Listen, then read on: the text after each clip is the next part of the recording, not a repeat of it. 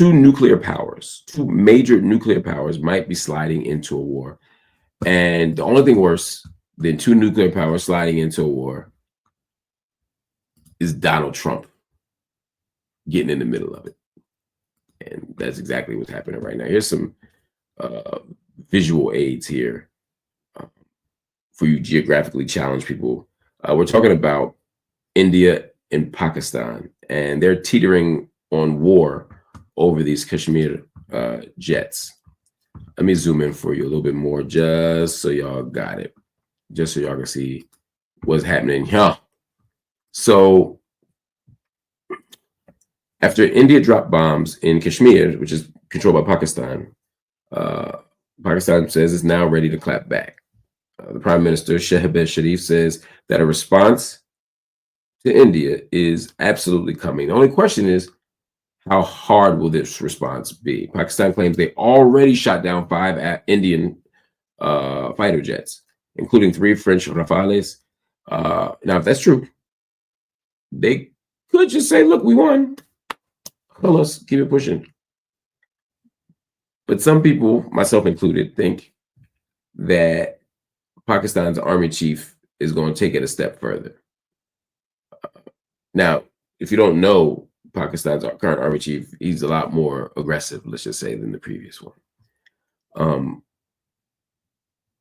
Now, India's desire to go further, Pakistan's desire to go further than that, not just chalking it as a win, is partly because India's bombs didn't just hit them, they hit Punjab province, which is an extremely busy and both commercially and politically important site. Still, Pakistan has to think about some other factors. If Pakistan retaliates too much, if they go too far in their response, then India is going to do what? Strike again. And then you get the cycle. So the word is they're probably going to hit back, but they might hit back light. Just enough to say, look, we're not weak. We're not going to do nothing, but we also don't want World War III. Meanwhile, your boy Donald Trump is back in D.C. in the Oval Office,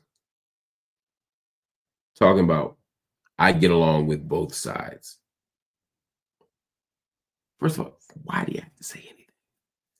Second, saying I get along with both sides is something that only works in South Asia. You know what I'm saying? Like he couldn't say, well, you know, I'm fine with the Houthis. You know, he wouldn't say, oh, you know, Israel-Palestine, I'm rocking with both. You know, he wouldn't do these things.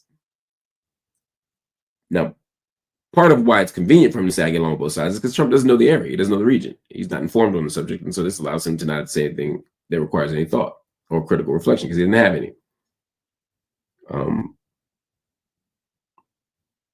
But it's also, this comment reflects a certain kind of confusion about what America's role in all this is and what America's role in all this should be. Trump says the beef is, quote, terrible.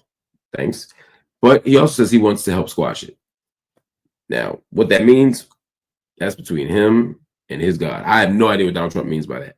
But we do know that Lil Marco, which is what Donald Trump used to call Secretary of State Marco Rubio, he's already made calls to both countries. He's already reached out. Seems like he's trying to play some kind of mediator role, but it's not clear exactly what the mediator role looks like in this context. Now, here's what I know. Both countries have nuclear weapons. Both countries have real armies. And both countries have long memories. So we need to be mindful that if this thing pops off, it's not going to be a local or regional war. It could escalate. It literally could become World War III. I don't think that's what would happen. But it's not an impossibility. It's not far-fetched by any stretch. So, but also with India in the mix, unlike other times where when Donald Trump intervenes with Israel-Palestine, he can kind of put his thumb on the scale. Palestinians have been dispossessed and stolen because of the settler colonial apartheid state. Israel is a client state of the United States. So the United States can exact a lot of pressure. They can put their thumb on the scale in order to create certain kinds of outcomes. That's a lot harder to do. I mean, a lot harder to do when they don't kind of need you. Like India doesn't need you. The basic nations don't need you. So it becomes a very different enterprise when you're trying to think about what to do about all